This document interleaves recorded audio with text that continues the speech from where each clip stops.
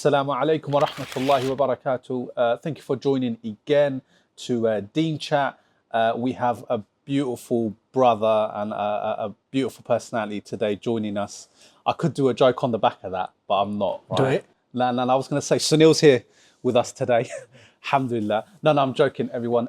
We've got our beautiful brother Dilly Hussain from 5Pillars. I just clocked what you did there. Yeah, you tried to do the No, but I fell for it. Did you? Yeah, I thought you were literally talking about me. Oh yeah, no. Well, we are right. No, alhamdulillah, and I just want to say a big thank you, for attending today's session. Appreciate it. Like I said, the purpose of these podcasts, and we always ask our viewers to please like, subscribe, and share, is to give Muslims an alternative podcast, video to listen to than what already exists. Our intention is to promote a Muslim-grown sort of media outlet, and what better person to coach us and advise us, our brother, our consultant, our teacher, Dilly Hussain from Bedford. Assalamu alaikum. Wa alaikum assalam wa rahmatullah. Jazakallah khairan. How are you? Alhamdulillah. Don't throw no more dirt on my face. And you're talking about alternative podcasts, why is Blood Brothers and 5Pillars not enough? No, alhamdulillah. I think they're just the tip of the iceberg. 100%. We need more of that. Yeah, we do. We don't want to just create one, because those who are detractors and those who wish bad things for our religion, our community, there's many of them. You understand? So we don't need one people doing one thing. We need many outlets doing the same thing. And this is the thing. And then with that, I want to introduce my co-host. Sunil Kumar, I'm your co-host. Thank you very much, everyone. So, Dilly, let's go from the first icebreaker. You may recognise some of this stuff, right? Because what works lives on. Yeah. All right. So we've got a first question for you as an icebreaker, because you're on this ship. You're going towards Hajj, right? Because fuel prices are expensive, so you're going to take the long way, right? And there is no, wrong answer.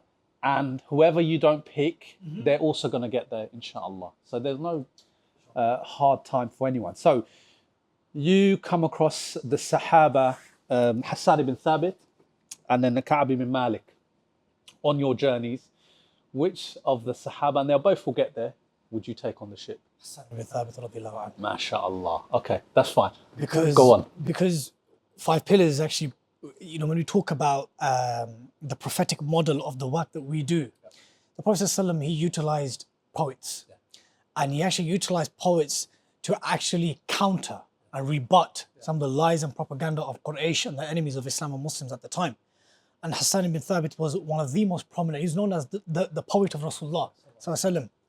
And the poetry of the time of the Sahaba and the Prophet ﷺ was the media of the day. The Arabs used to have a saying that one line of poetry was enough to start a war and call for peace. Just one line of poetry.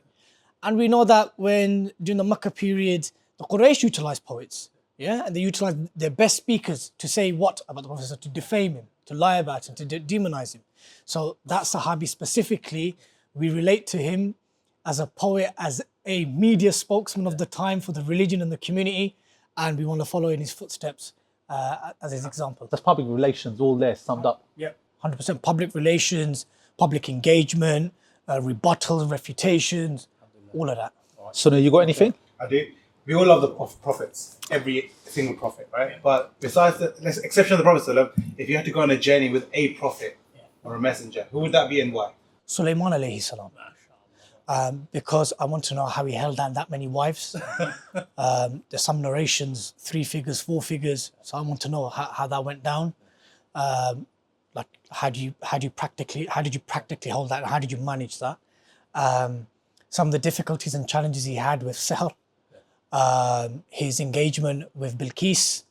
And I believe that because there is so much lies about him, from the other Abrahamic faith, as with all the prophets. I say this respectfully, by the way. And the Jews and Christians will admit this. We have these narrations about the prophets, which we would never dare to have that. And I want to just know what is the truth. How did you... Obviously, we know the story of Sulaiman alayhi salam and how he dealt with the sihr and how he locked it off and how he banned it and banished it. But I want to know more in detail about his personal life, as well as how he was as a king and as a ruler of Bani Israel. You know what would be interesting? See how he communicated with the creatures. And the ants creatures. And there are some narrations, I don't know how authentic they are. I think the Jews and Christians take it a bit too far, that he did also communicate with jinn. I want to know that. But then so did the Prophet ﷺ. Do you understand?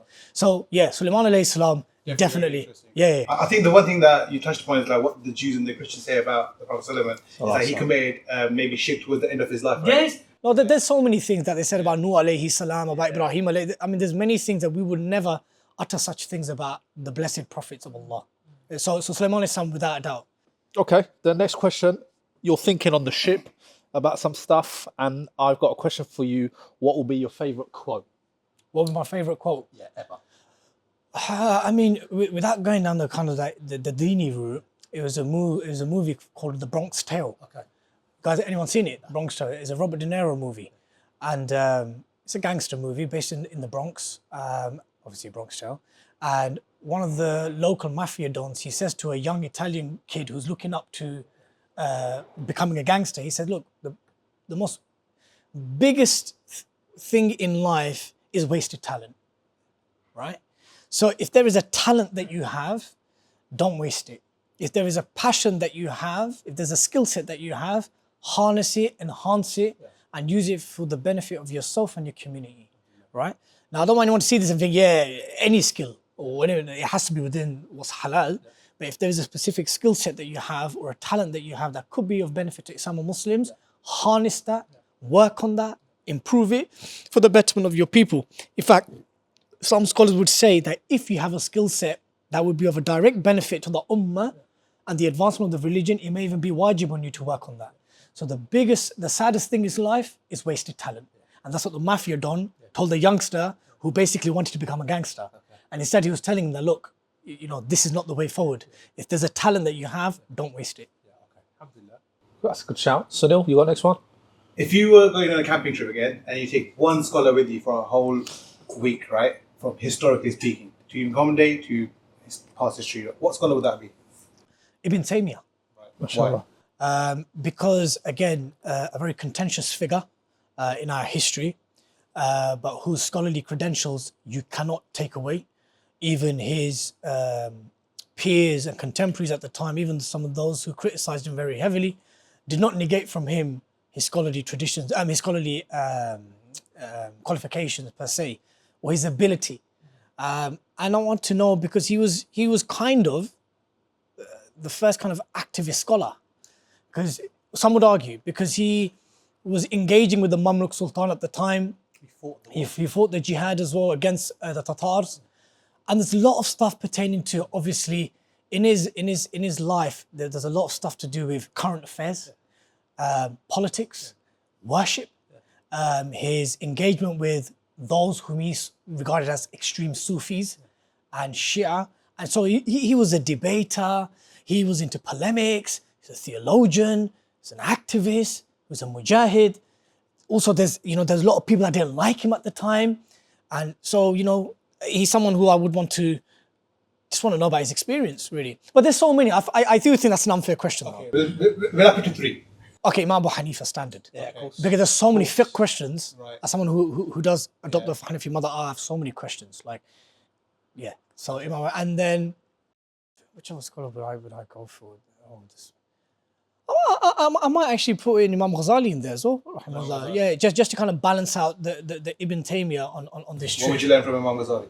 Because he too had certain issues about his self-journey. There is a narration that he once felt that he was pursuing knowledge for the wrong reason. So to humble himself, he actually left, and it was in some narration that he basically cleaned the public toilets of Baghdad, to basically recalibrate his niyyah and his intentions as to why is he doing this. And he too obviously had his issues with the kalam and the philosophers of the time. And I also believe that some of the criticisms that he has faced from those who support Ibn Taymiyyah is very unfair. So I think having Ibn Taymiyyah and Imam Ghazali, who are two giants of our history, whether you want to deny or not, whichever camp you want to put yourself in, the giants of our tradition, and of course Imam Abu Hanifa, the father of our fiqh. Okay, alhamdulillah. And the final question for me is, how would you like to be remembered? That's a mad one, because I actually do think of that regularly. I just want to be remembered for my contribution, and I want it to be accepted by Allah. Whatever little man have done, whether it's in the form of my writings, my public engagement, because these things can work against you in the Day of Judgment as well, right? So I just want whatever khair I've done to be accepted, and for that to be of benefit to those who consume it and benefit from it and navigate their life from it. Yeah. Allah increase your forgiveness. I mean, Europe. I mean, and this is where we begin this podcast. We want to know more about journalism, Dilly. How do Muslims now, in this day and age, get into journalism? How did you start off? How was young Dilly growing up in Bedford, which is predominantly, a white town, a small ethnic minority, small Bengali community? Significant. Is it? Not as big as Luton, of course, but it has a strong Muslim. Yeah, You're finished. So now Bedford is, yes, it's a smaller version of, I don't like this comparison, but it's a smaller version of Luton. It has a strong Muslim community. So it's the little brother of Luton? Yeah, it always has been. Okay. It has always been regarded as the A6 cousin of Luton. Bedford has a strong Muslim community, Bangladeshis and Pakistanis. It's got 9 mosques, which for us is a massive thing. I got into journalism because I couldn't become a civil servant or a lawyer because I had a criminal record. Okay. Yeah. Okay. And then how did that all? How did that happen? No. Yeah. I mean, I can't talk about the details of what happened because we can't glorify or speak about the past. But I wanted to become a lawyer, also for the wrong reasons. Okay. Because at university I was not practicing. Okay. I was fully aware of my Islamic identity, and I used to always debate non-Muslims in my politics because I studied politics BA. And I realized that obviously I can't become a lawyer because I wanted to become like this guy called Kleinfeld from a gangster movie called Carlito's Way. Okay. Yeah. Who was like, he lived a double life as well. He had the prestigious life of a lawyer, but he also had deep connections with the underworld of New York. And as you can probably tell already, movies influenced me a lot. Yeah, I can figure that. Yeah. Movies influenced me a lot. I watched Scarface at the age of 8. Yeah. Don't ask me how that happened, but it did. And I said this quite recently in a private conversation, that many of us who are not practicing from the get-go, or like, some families, Salah is established and there's already a religious establishment in the house. Others are culturally conservative. Many Bangladeshi and Pakistani families are culturally conservative. Jum'ah, Shab Barat, Ramadan, specific things, right? Which is still ghaira for the Deen, by the way. It was sad that I did not look up to my father growing up as a young man because I had all the wrong role models, right? So I always had this kind of clash, this always confliction of wanting to be a badman, but also wanting to advance and achieve academically. But is that, like I said, I think that is a mind frame that you have if you're from an ethnic minority growing up in the West, because you don't know who you are. And ironically, the movies you're relating to are ones of immigrants who become the underdog, who are the underdog. Italians, Puerto Ricans, Cubans. That's right. Yeah. So you can reflect and relate to that. Then the actual demographics who are actually, the white, you can't relate to. And this is why, again, I'm going to promote it and plug it in. Stuff like the initiatives of 5Pillars and other organisations like Islam Answers and Deen Chat. It's trying to cultivate that culture from the young so they got an identity. So you don't need to go watch movies, because that's what happens. 100%. Your language changes when you watch that stuff. Your behaviour changes. Absolutely. Your mentality changes. Yeah. And as a Bengali, as Pakistanis, we all know, we have this sort of inferiority complex that sometimes our culture is a bit cringy. Sometimes our background's a bit cringy. Or actually, it's not fashionable. No, it's not. It's not trendy. It's not, right? So we need to imitate and copy someone else's. Just a question on that. So, in the family environment, Bangladeshi, Pakistani, Indian, right? Is your family more influenced by religion or more culture? That's a good question. So I think there's an overlap in both. So if you look at, there's this thing, oh brother, this isn't religion, this is culture. There's certain things from our urf, especially within the Hanafi madhab, urf is actually considered as part of the Sharia. Right.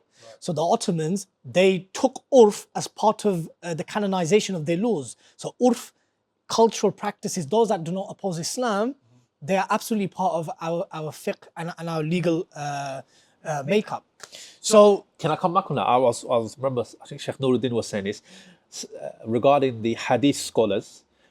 Some of the scholars who would narrate hadith, if their culture was to cover their head and they didn't, this will work against them in narrating hadith. Yes. Because now you become less trustworthy. Because of your culture, the norm is to cover your People head. don't trust you because you're not wearing the Because the people of that land associate religiousness and piety with a specific look. So it is incumbent for you to not. Why would you cast a doubt on that? It could work against you. Yeah, I remember when I was young sometimes and I went for a phase, I wouldn't wear a topi. And elders would put your hat on. And then Did they ever put it on you on Jummah? yeah, they just put it on top. And I'm like, yo, man. But then I realized that why would you do that? Just wear the topi, yeah? But back to your questions, some of the cultural stuff is grounded in Islam, right? Parda, just general piety, haya, these kind of stuff. Cultural practices relating to those things, which is what I call cultural conservatism. Not how it's understood in the Western political context, but in the context that from the Indian subcontinent, Bangladeshi, Pakistanis, Indians, there's certain practices that sadly the remnants of it are still there from when our forefathers were Hindus. And there's some practices that actually wasn't an issue. Yeah. So many Indo-Pak Bangladeshi families, even if they are cultural, there's still an element of Deen in the household. Ramadan, Jummah, certain of the holy days of the month, right? When relatives come, how our sisters, they may not wear hijab and jabba, they put chunni on. Why do you put the chunni on? Because it's still a level of modesty, right? But then there's obviously other families that totally disregard, the fara'id of the deen, and there's a lot of cultural stuff happening. And I've seen horror stories come from these families when it comes to marriages, when it comes to actually building relations with other family members. So I believe cultural practices has its pros and its cons. If there's too much culture and very little deen, that's problematic. And if you start basically taking out all culture, then I don't know what you're actually left with. Because your old friend, your culture is what actually makes you, it makes you who you are. You can grab a Muslim from Senegal, and a Muslim from Indonesia, and a Muslim from Dagestan, and a Muslim from Tanzania. That's as north, south, east, and west as you can get, or Morocco. There will be so many overlaps. Yeah. Because of why? Because of Islam. But there'll be many differences as well. Yeah, right. Because of where they come from. So that's what I mean. There needs to be a healthy balance. Not all culture is haram and not all culture is halal. And I just think that we just need to have a bit more balanced approach. But in terms of the households, I think there's still a lot of South Asian culture. But then I think this culture thing works. Because at a time where culture and tradition is being attacked and other very problematic things are being proposed as an alternative, where the family unit is decaying in Britain and broadly speaking the West, sometimes the cultural aspects, it actually acts as a safeguard, right? What I mean by, let me give you an anecdotal example, right? There could be a sister who is from a cultural Pakistani or Bangladeshi family. Only her mum prays. Only her mum plays tilawat, right? That she will still take that and that will still help her when she goes to the outside world, right? When she has to engage in university or in the workplace or around other non-Muslim, because she will remember my mum prays. My mum plays Quran, right? I have to be like this in this specific time. Those cultural things and those they help, right? Or when my relatives come round, the women generally have to sit there and the men generally have to sit there, not because of the ruling of how the seating arrangements are, but because that's just the way we do it. But on the back of that, the problem is with that is if you don't back it with knowledge and studying, like you said, your fara'id of al-Islam, generation after generation, you'll be washed. Yeah, it's going to be withered away. Yeah, you'll be integrated, exactly 100%. What David Cameron wanted, you will be integrated to the fabric of British. Right. You will be assimilated. Yes. It's not even integrated, you'll be assimilated. So I'm glad you raised that point. Fundamentally, you can never not pursue knowledge. Every action that you do has to have a basis and yaqeen in why you're doing it, right? Because you can make taqleed and blindly follow in certain issues, right? Like if you adopt a school, but in terms of why you do certain things, yeah, you need to know Islamically why and Islamically why not. And I think a lot of ethnic South Indian families have come to this issue where they think back home, society will raise your kids to a degree. If they're out, then society norms will raise them. But when you're in the UK or Western countries, you can't outsource it. If you let the society grow your kids, they're not going to be the same kids as the way you grew up. Yeah, they might come back identifying as microwaves and stuff. 100%. Yeah, 100%. And a broccoli. Yeah, you know what I mean? 100%. Yeah. But go back to your journalism then. So you obviously couldn't pursue a career in law. So then how did journalism come in? So I finished my BA in politics. I realized by that time, being a lawyer or being a civil servant, both my sisters were civil servants. I realized I can't pursue those two things. So I'll be honest with you, I wouldn't say it was by chance, but it was a conversation with a very good brother of mine who's also from Bedford, who also went to UEA Norwich with me, University of East Anglia. And I said, what are you doing now?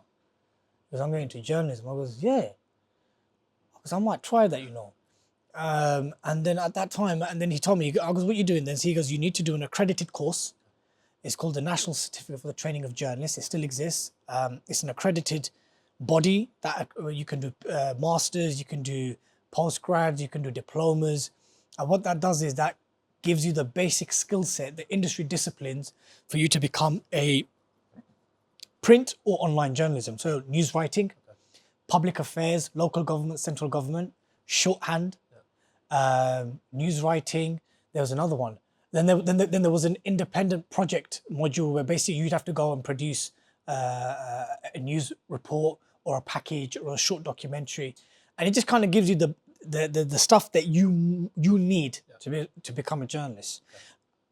Your ability to compact a story into 300 words. Yeah, that break it. Do you know why the Sun newspaper and the Daily Mail and these, like, people call them trash tabloid newspaper? Why are they the most read newspapers? Why? I don't know. Because they can compact news for the layman. Simple language. Simple language, because not everyone reads the Tory graph. Not everyone reads the Times or the Guardian. Ain't nobody got time for that. Yeah, you know what I mean? They don't read that. They want to read the Sun. They want to read the Daily Mirror. They want to read.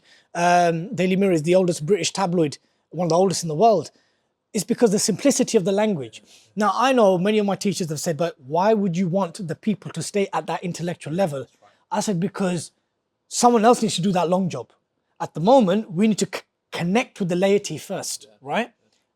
Do you understand what I'm trying to say? Like, why would you keep them stagnant at that level? It's that pyramid. Yeah. You need the worker bees to be at the bottom. You need to able to control them through mass media. And they say religion used to do that. They've removed religion and put media to that. 100%. Your morality comes from what you read. Absolutely. And that's why 50 years ago, a particular practice may have not been the norm, now is. I wonder what I'm talking about. Joseph Goebbels, he was Hitler's chief media propagandist. That's right. And he was once asked, how did you manage to turn a whole country against the Jewish people in such a short period of time? Keep telling lies. Yeah.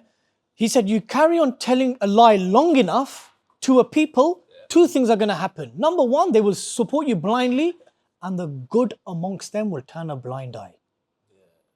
So the good amongst the people, they will turn a blind eye to the oppression that's taking place. But you just tell a lie long enough, and Muslims know this, we've experienced it for the best part of 20, 21 years, post 9/11, post 7/7, post Woolwich, and everything that's been happening since then, in between then. So yeah, I did the NCTJ course. It was a print journalism course in London. It was 1 year. And while I was doing that, I was a trainee journalist at the Bedfordshire on Sunday, whose sister newspaper was the Luton on Sunday. So I actually have some articles published in the Luton on Sunday.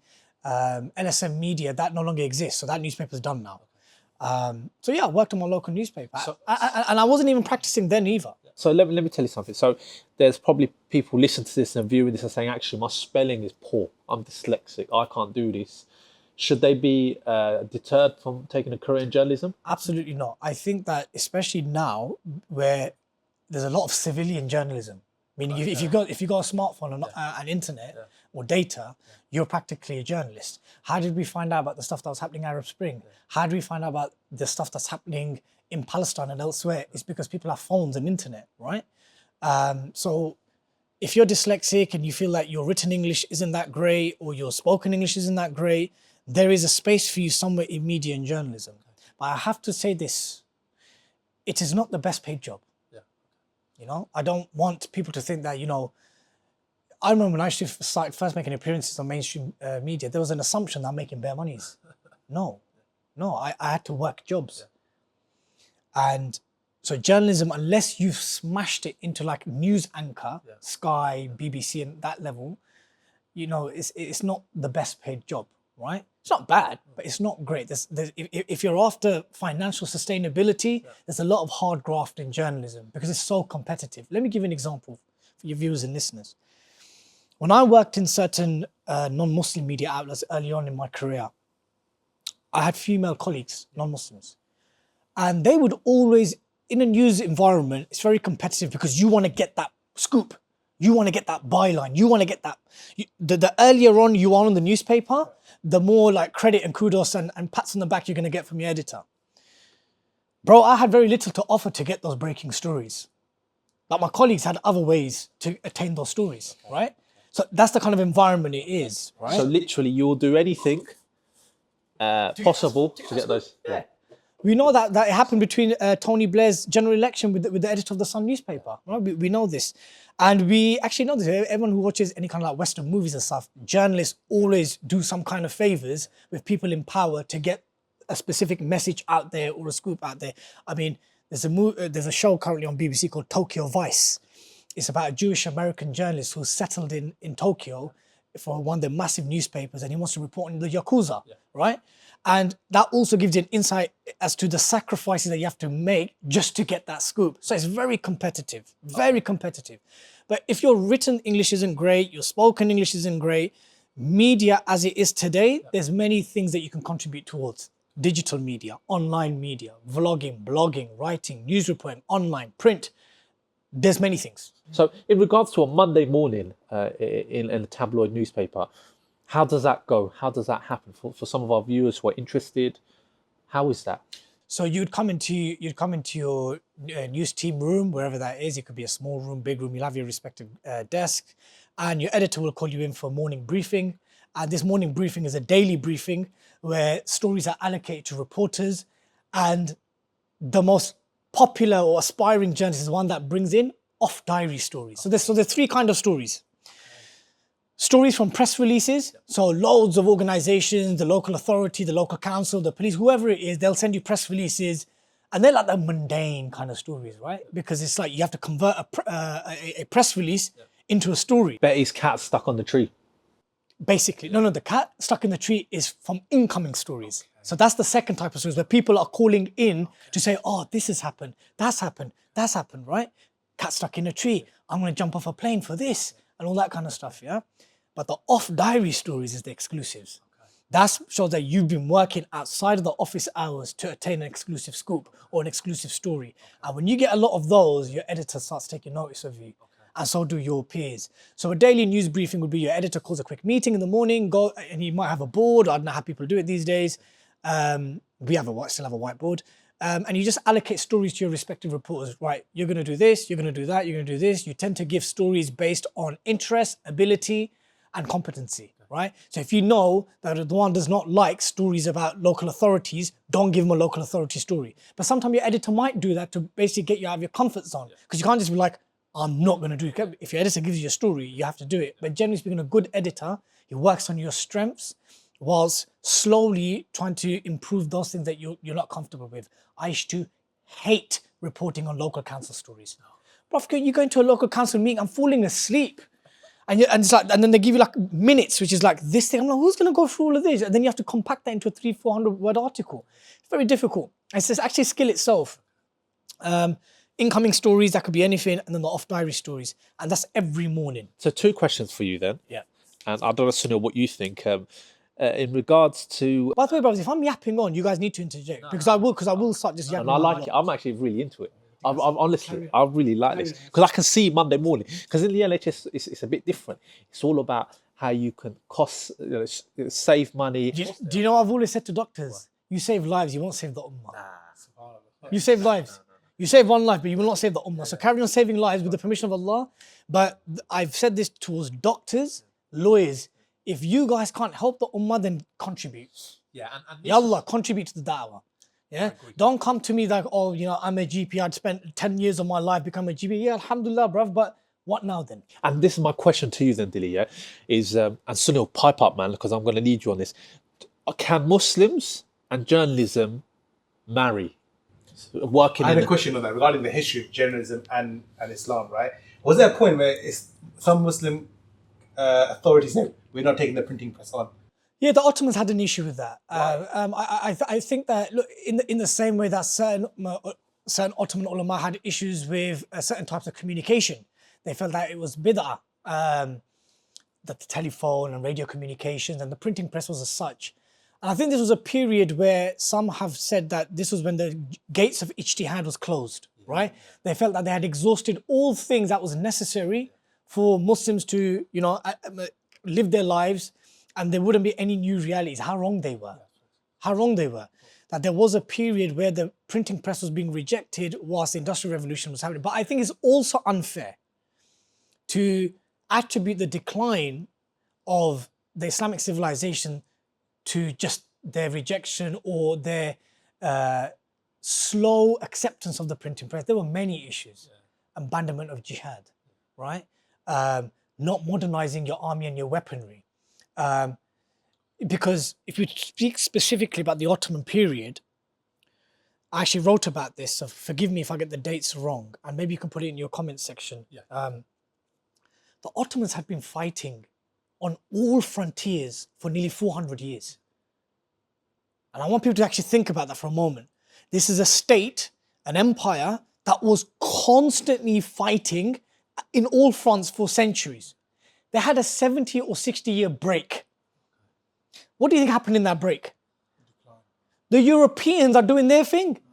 The neighboring Europeans, they've gone to South America, they found different routes to India, because they couldn't get through the Ottoman route because they held it down in the Mediterranean. Which is why they went to the West Indies and they thought thought it was India. And they saw brown people and said, we've got Indians, which is why they're called Red Indians. Red Indians. Columbus, all of this was sent by the King and Queen of Spain after the Inquisition.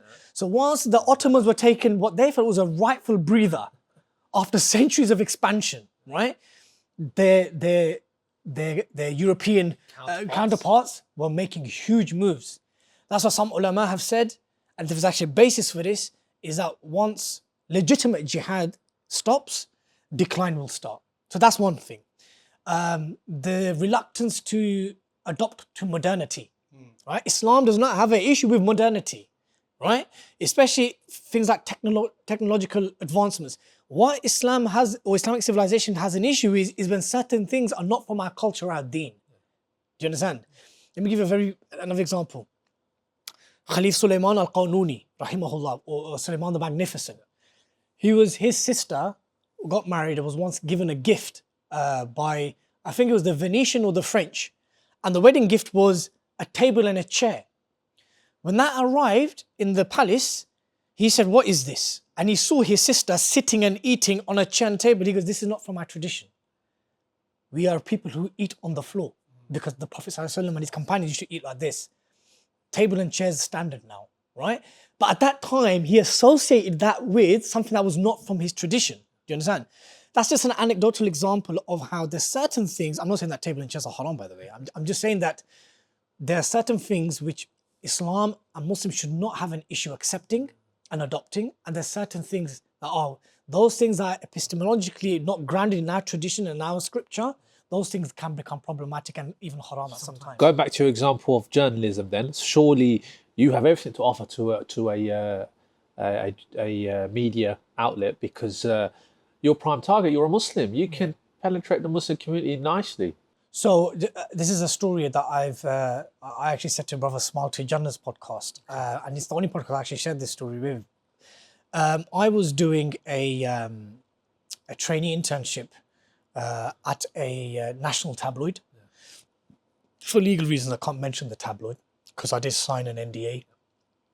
And I was doing my trainee internship there, and the editor called me in, and the editor was happy with my progress.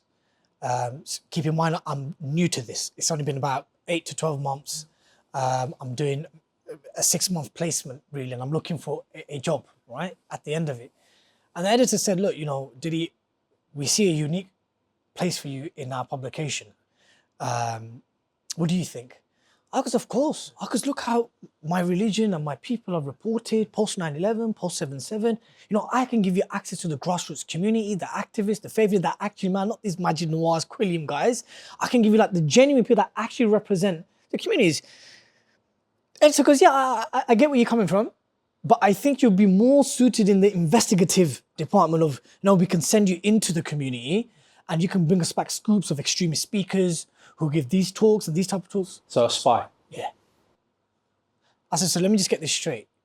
I'm here trying to offer you an accurate, fair representation of my faith and my community, and fundamentally you want me to go and spy in my community, so you want me to attend a 2-hour lecture so you can take a 30-second soundbite and do a front page splash? Nah, nifaq, I'm not doing this.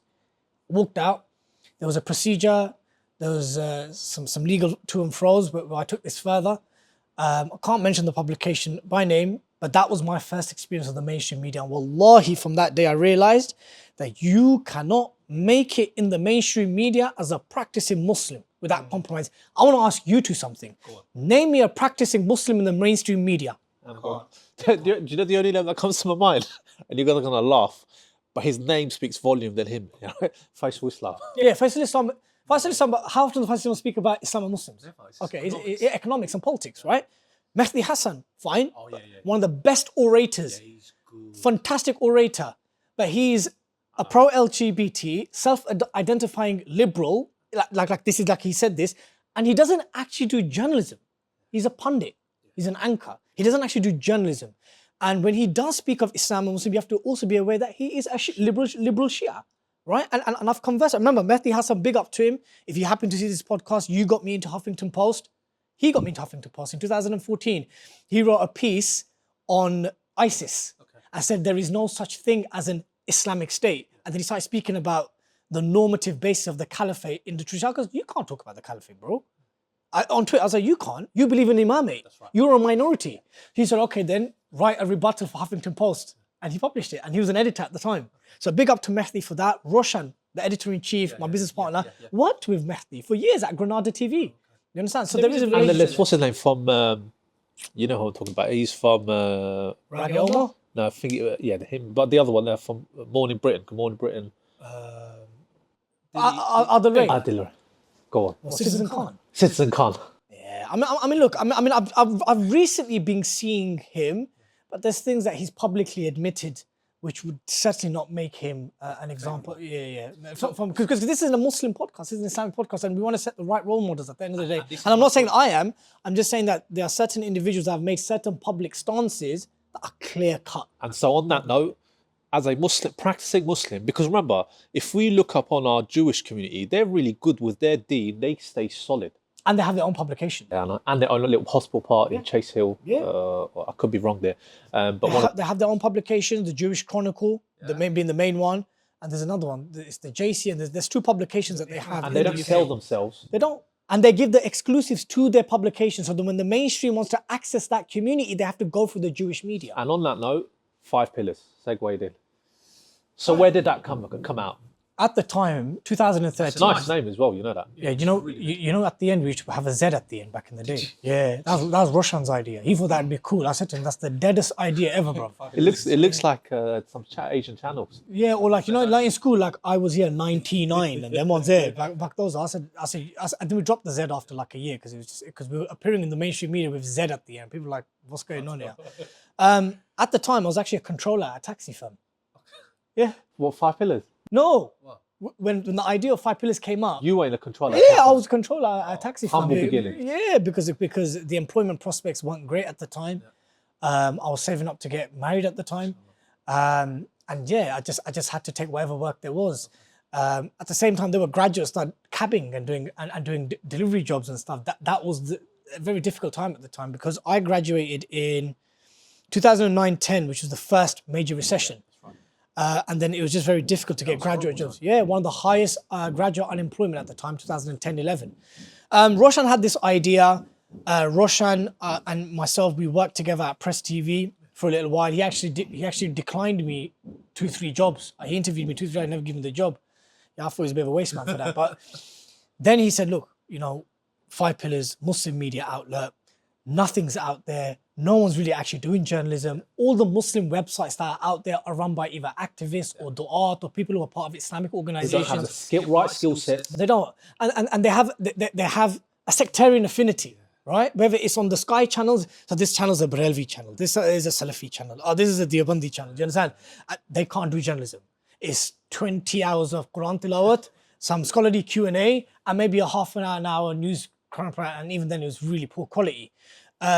Islam Channel was the one that was kind of leading the way in having some level of current affairs show. They had Yvonne Ridley, they had Roshan as well.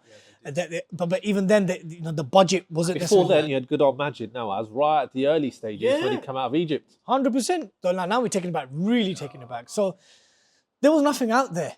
And Roshan said, look, be a part of it. I think you can lift off, and I think it will be a huge asset and benefit to the Muslim community. So April 2013, we launched 5 Pillars. We were just a Facebook page, a website, and a Twitter account. And literally 2 weeks later, Woolwich attack happened. SubhanAllah. Yeah. And our coverage of Woolwich back to back, as well as our opinion pieces and our commentary and our social analysis, our political analysis of the events. Because you have to understand, Michael Adebolajo, do you guys remember the Woolwich attack? What year was that? 2013. So you had Michael Adebolajo, who was just Brigadier Lee Rigby. He's just killed a man, chopped him up, right? And he's literally telling you why he did it. You're doing this to our people, there. He's literally just told you the foreign policy grievance. Then he cited some verses of the Quran, but no, let's not go there. Let's talk about what he first said. He said, I've done this to you because you're doing this to our brothers and sisters. And he actually mentioned Somalia, Iraq, and Afghanistan. Boom, there you go. Why don't we talk about that? Foreign policy. Foreign policy grievance is a massive thing. But now you go towards the Islamic Yeah, no, we don't need to go about the verses, because what he's done is he's incorrectly applied those verses to a political grievance. What is the grievance? You're killing Muslims abroad. So as they say, you must expect some chickens are going to come home to roost. Sadly, I don't like that term, but it happened. What did you think was going to happen? Heck, let's take it a step further. Baroness Manningham Buller, ex-MI5 chief, said to Blair, you go into Iraq, there's going to be an increased terror threat here. She said it. Baroness Manningham Buller, ex-MI5 chief, warned about this.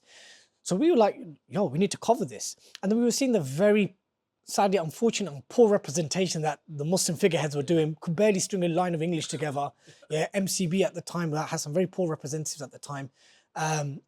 Amongst others, I just remember they are the biggest umbrella organisation. I just felt like, look, no one's talking about what really matters. And at the time, everyone was like, no, but you don't talk about these things because there's a national sentiment. No, we need to talk about this. On that note, if people want to support 5 Pillars, how do they do that? Muslims who don't want to do journalism, but want to support, how would they do that? Brothers and sisters, there's many ways you can support us. And do you need support? We always need support.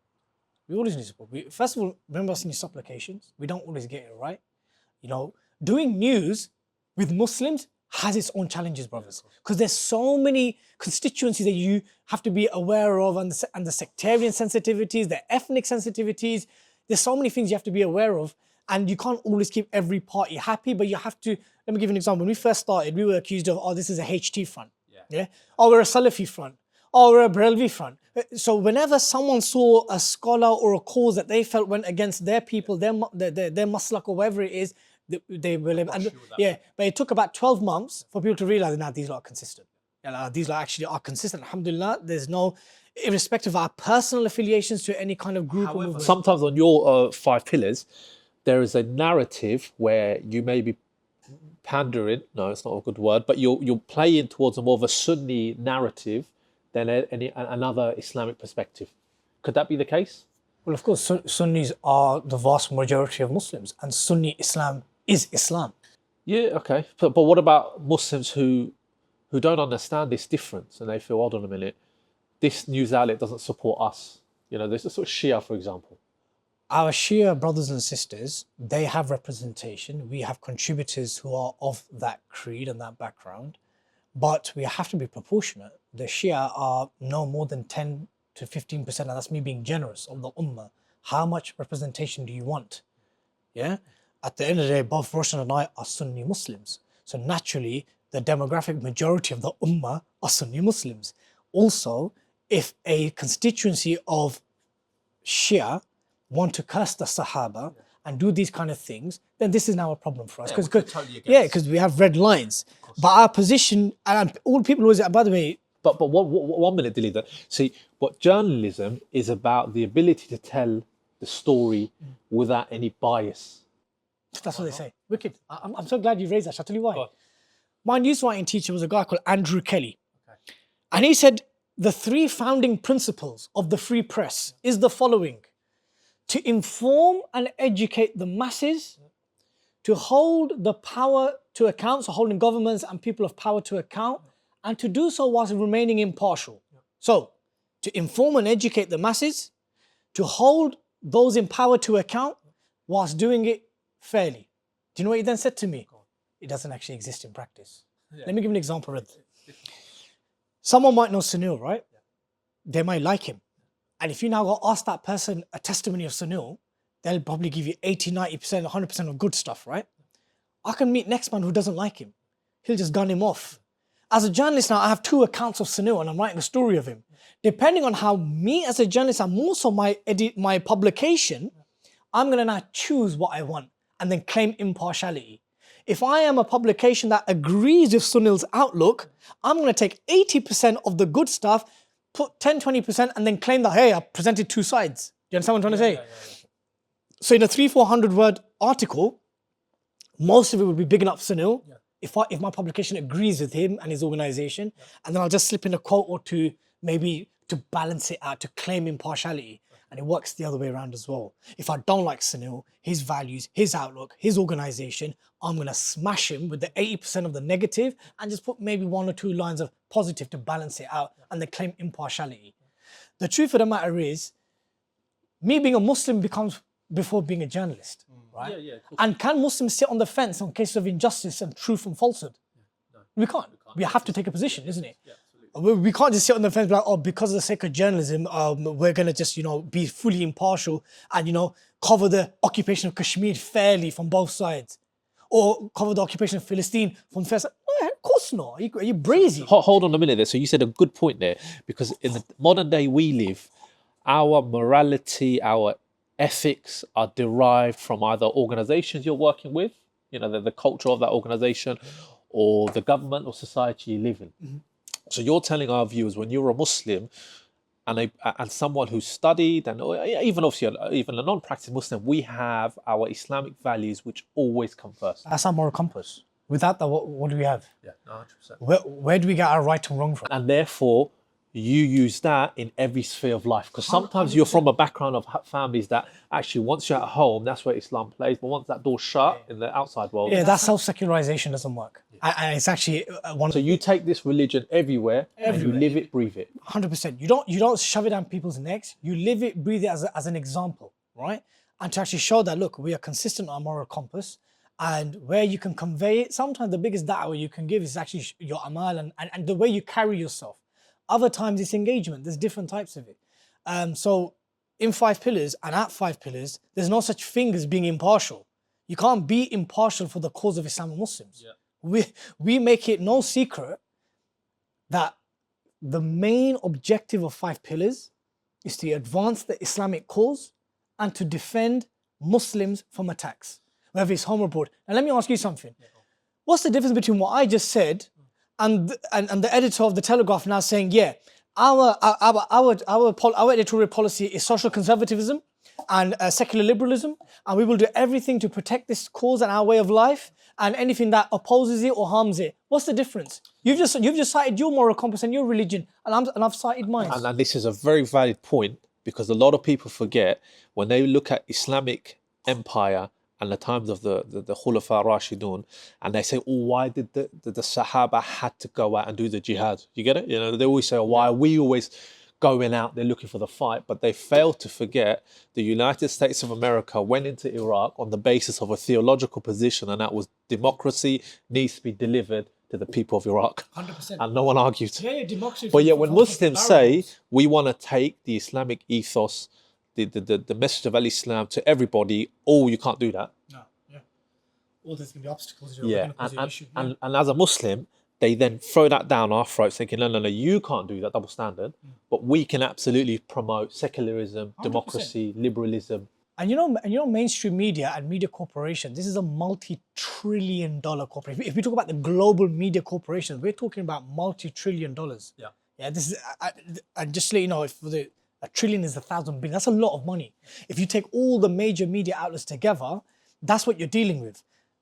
5 pillars as a single outlet, we just want to balance it a little bit. And with the permission of Allah, we've made huge moves. We've made huge advancements, and we've been an issue and an obstacle for our detractors.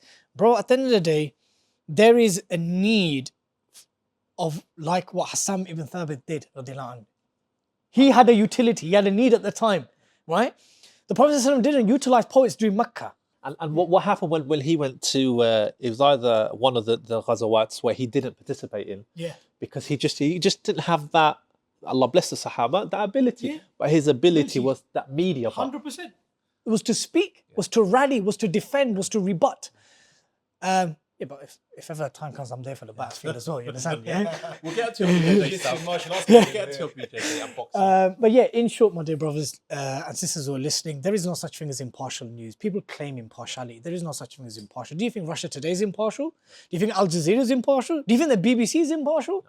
No, there is no such thing as impartiality. You claim impartiality by the mechanism I just said to you.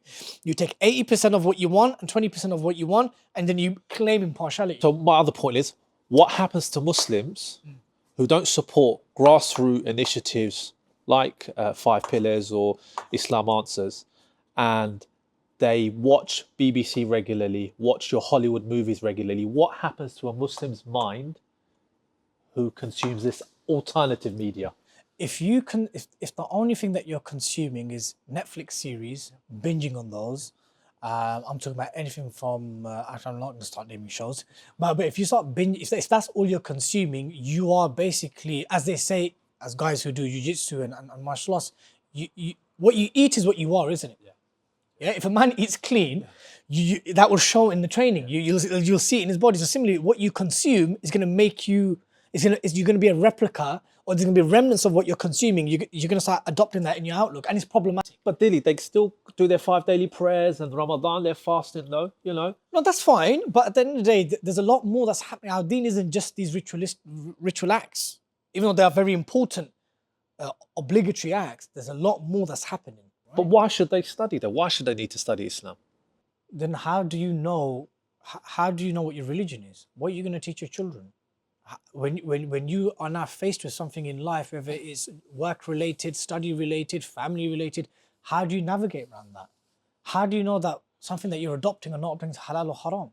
How do you not know that you're going to return to Allah and you'll be accounted for every atom of good and bad that you've done? If you accept that, then how can you not accept knowing why you believe something? If you believe as a Muslim that you will be held accountable for every single thing that you've done, and every atom of good and bad will be presented to you on the Day of Judgment, right? How can you not want to pursue why you believe in certain things? To say you love Islam, or to love the Prophet ﷺ and his Sunnah, but not pursue these things. I mean, the ghairah is good.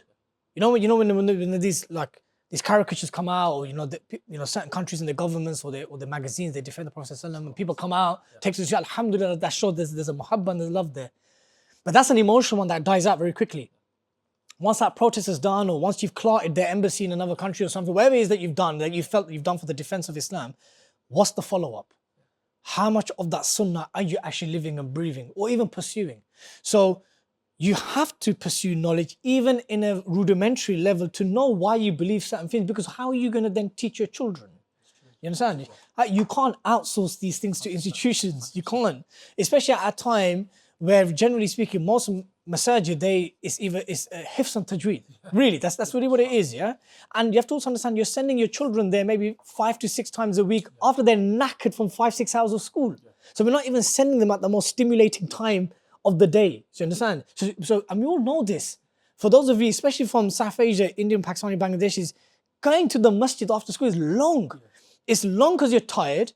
It's long because you're probably going to get beat because you've not done your sabak, or whatever it is, yeah? And it's not, as Jeffrey Boycott says, it's not good cricket. Yeah. That's just not the way you should do it. So you should pursue knowledge. And that no one says that you should give up everything that you do and become a talibul ilm. No, we're just saying that read. The fard al-ain, and this is it. At the Islam Answer website, you can attend regular courses on Aqidah, theology, on fiqh, Hanafi fiqh. You can do tajweed. So please do check out the website and courses. And is it important for adults to study, or do you stop studying after, you're 15, 16 for Muslims? I mean, if we're all able to do it, you should continue pursuing knowledge until the day you die. I mean, that's how it should be. Right now, whether life allows you to do that, because you have other fara'id to look after your family. That is also practicing your deen and stuff like that. But in terms of pursuing knowledge of Islam, that should be something that continuous, and it should be ongoing. There'll be ups and downs. There'll be periods where you can't do as much. The point is never not pursue knowledge. Never not pursue or understand why you believe in a certain thing. Because at the end of the day, if you're a Muslim and you believe that there is a hereafter and that you will attain Jannah for being a Muslim, how can you not know what the deen that you're practicing is? It makes no sense. So everyone has different levels. As growing up, right, who was the first Muslim or religious influence on you that framed that mindset of yours? Yeah, because you got a bit of a rebellious streak. Yeah. HT. It's always HT. Why? Hizb ut-Tahrir. Not in uni, was it? No. I became practicing a lot later, after university. The brothers from Hizb ut-Tahrir in Bedford were very active. These were brothers that we knew, we grew up with. My older brother studied with them, so naturally you follow what your Borobai does. Naturally, you know what I mean. At the time, I wasn't practicing, so my brother would always be on my case to at least pray and do stuff like that. And obviously, you kind of imitate your elders and your loved ones, innit? I always looked up to my older brother in Jahiliyyah. And he actually said to me, so why would you not follow me now when I've fixed up, right? And that always affected me. I was like, that's true. I always followed my brother and looked up to him in the past when we weren't so Islamic. Why am I not following him now? And the brothers from the Hizb, they helped me just reform myself, right? But also trying to form an identity where, you should have an affinity with Islam. You should be proud of your Islam. You should defend it, even if it's not palatable to society. And to engage and to have intellectual debate and understanding, appreciating history and talking about stuff like Islamic revival. But that stuff came later. The fact of the matter is that the brothers locally helped me fix up. Pray your salah. Attend masjid to pray salah in jama'ah. And these kind of very basic things. It wasn't straight away Khilafah, don't vote, democracy is haram. No. It was fix up, brother. Yeah, fix up, because this life ain't gonna take you anywhere, right? Whatever it is that you think you're pursuing, dead end. The kind of intellectual, historical, political stuff came afterwards. Because your dad has a big influence on you, isn't he? Yeah, my dad. Because your dad, he's an incredible man. Dad, especially at the age he came in. 66. His grasp of English. Yeah. And the reason I say that, because some of us have parents who English is just their second language, a bit difficult. Dad came in 1966 at the age of... Peak of racism, yep. That's what we say. He came at the age of 8 with his sasa. Yeah. But his sasa was his father. Okay. Yeah, always is. And there were two types of schoolings there. There was a schooling where they would put migrant children, and then there'd be school where the traditional state school where you'd be with the whites, the Irish, the Italians, and some blacks. And Dad went to that school. So he didn't go to the migrant school where those parents, maybe English wasn't taught properly. It's a bit of a mad but ding ding kind of thing, yeah? That's fine, but he went into the proper schooling system from the age of 7, 8, and he faced racism. My dad was a brawler since day, man. And he generally is a short man.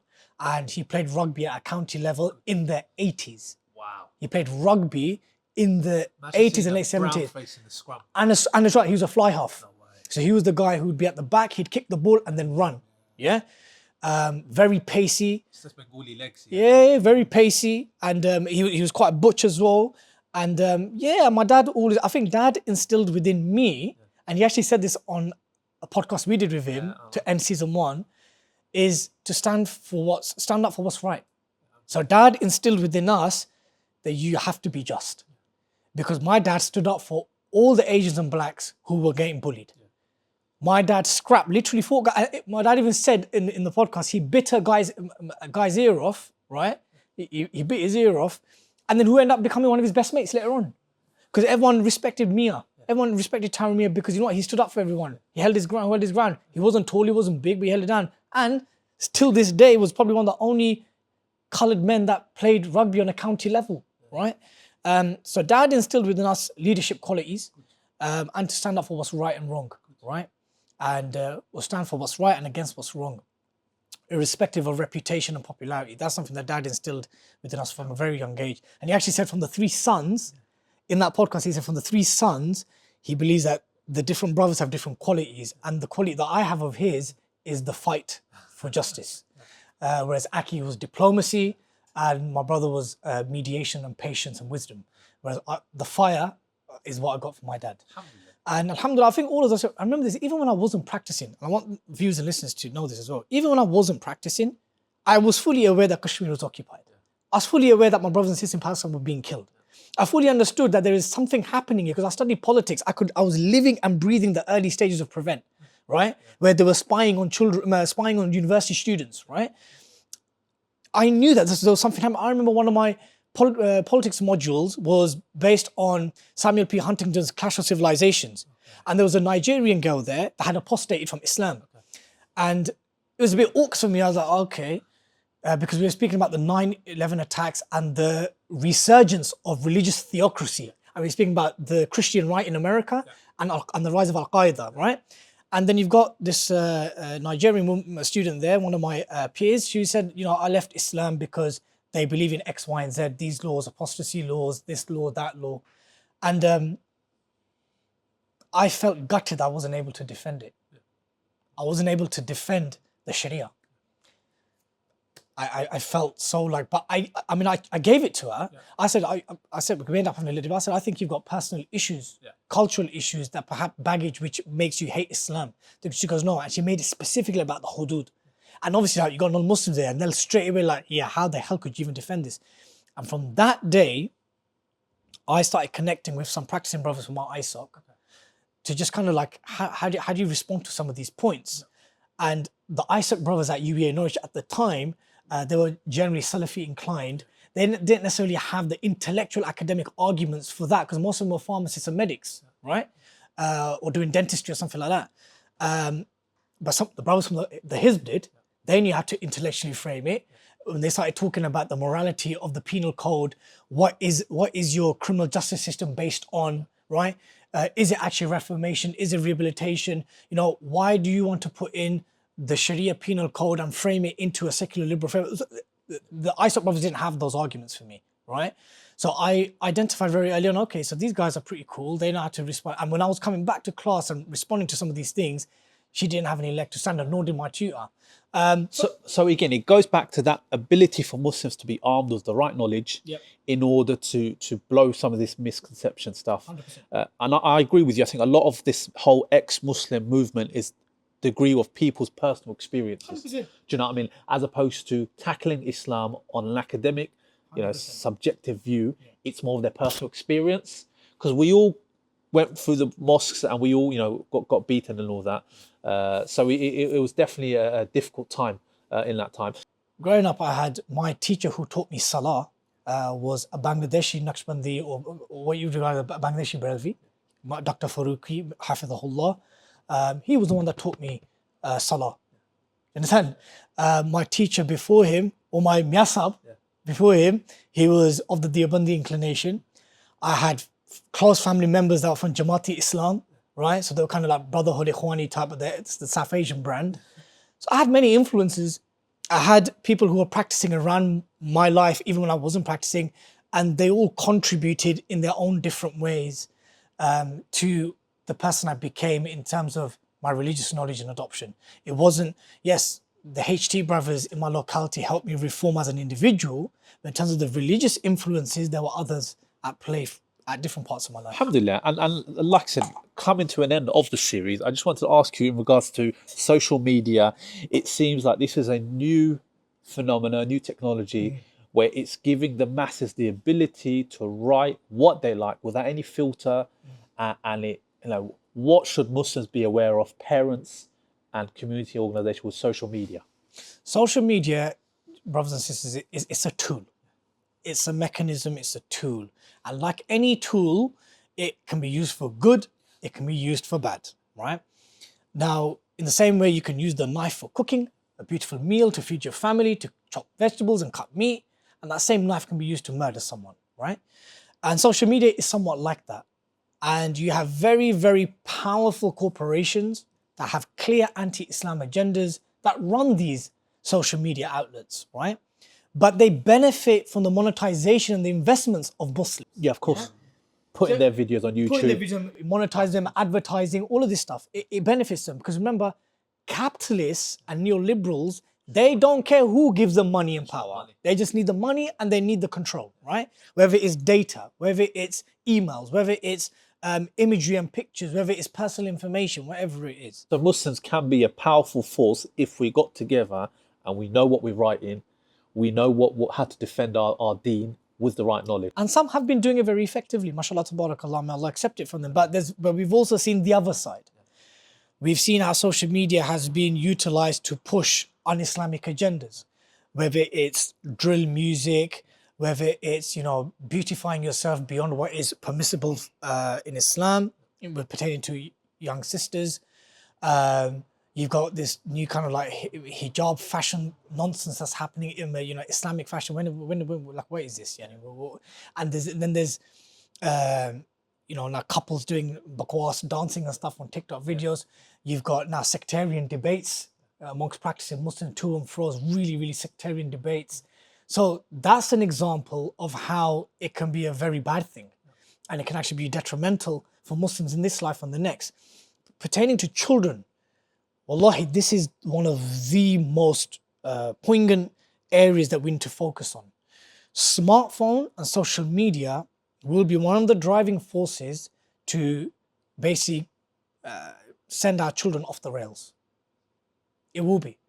So if you're a parent who, for whatever reason, has given your child or children access to a smartphone that has internet, that has Snapchat, TikTok, Instagram, Facebook, but really it's those three. It's Snapchat, Insta, and TikTok, right? If you're not controlling these things and finding out what they're doing, what they're posting, who they're speaking to, what content and material they're consuming, you're creating a huge disaster in the making. And I know that it's got to such a stage that at least in one Muslim household, whether it's immediate or extended, it has had a negative impact on one of the youths. 100%. In some shape or form, I know that it has to be.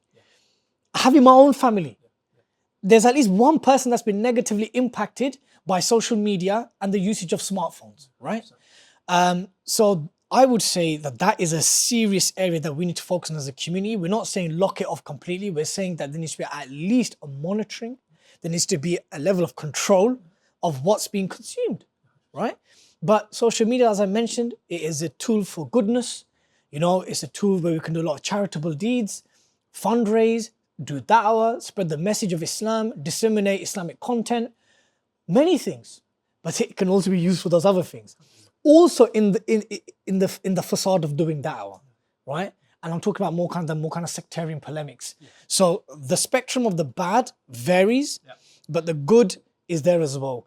Just be aware that we are living at a time where certain powerful lobby groups and agendas are pushing content on a daily basis on these platforms, and they will influence your child. They will influence the outlook of your children. These things need to be controlled and they need to be monitored. Question on that, Dilly. So what kind of content should children be watching? Or like we've said, they shouldn't be watching certain things. What would you recommend them to watch? And so bearing in mind this age of like people with smartphones as young as 4 years old. Especially the TikTok culture. Yeah, that's a nasty culture. I mean, I don't think there's anything wrong with young Muslim children starting to watch a Muslim podcast. Why not? Why can't we introduce young Muslim kids, 11, 12, 13-year-olds, to these kind of discussions? Listen, whether you like it or not, families who have little children and maybe watching Omar and Hannah, it's an alternative. Yeah, Omar and Hannah's cool. I know it is. That's what I'm mentioning. Omar and Hannah's legit, but we're talking like they will get bored up to the age of 3. And then it becomes Cocomelon and all that madness. Yeah. What I mean is, that's my point, is Muslims need to be aware of what the gaps is and filling it. Yeah. Otherwise, it'll be filled with other nonsense. Yeah, but I mean, Omar and Hannah will only kind of work up to 2 years old at a push 3. I mean, if you've given your child Omar and Hannah up to 3, you've smashed it. So there is going to be a gap. Find other activities to do. Now, I also appreciate that parents be like, yo, it's easier for you to say that. But 9 to 5, I'm trying to cook meals for my husband who's coming, or maybe, actually, no, you shouldn't be cooking meals, per se too much. But you're busy doing other life stuff. So what can I do to keep the child quiet? I give her the phone, I give her the tablet, right? Okay, fine. What they're consuming. Find something, because sometimes kids just want to see. I remember that when we talk about children, there's a massive age here. Everything from 2 years to up to 11, 12. For the much younger children, there's Omar and Hannah, and there are other Islamic alternatives. There's, Omar, Isa, Nasheed. There's many things you can find and explore. And as you get older, I don't think there's any issue with introducing 10, 11, 12-year-olds to these kind of conversations. I don't think there's anything wrong with that, because they're going to be seeing and hearing a lot worse if you don't provide it. If you don't provide it. This is the problem. If we're not going to teach them about their identity, their sexuality, these kind of physical, biological changes that are taking place, they're going to get it from somewhere else. Do you understand? And if children under the RSE bill are being told that they can identify as whatever they want, and the teachers have to address them like that at the age of 4, 5, 6, brothers and sisters, why can't we give them this kind of content? Yeah, 100%. 100%. Abomination. Thank you, Dilly, for that. On the final note, have you had a chance to look at the Islam Answer website? Any feedback, good or bad, so you can be just? The skim that I had, it looks well designed.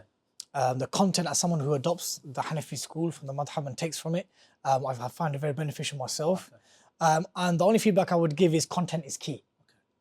So one of the issues that all content creators have is consistency. So if you want to make it, and by make, because you know how many brothers I've met? I was saying to you guys off the camera. No, I was saying to you, bro. I said, how do you measure success in these fields? Views, hits, traffic.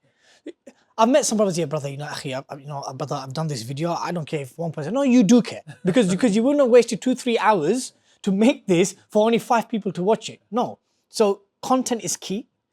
Consistency, right? Consistency always pays off, right? Eventually, it'll pay off. And I would also add to that, and this is maybe a hard task for those behind the website, is to find that balance between the language which can be understood by the laity, but also for tulab and more advanced, and that's hard.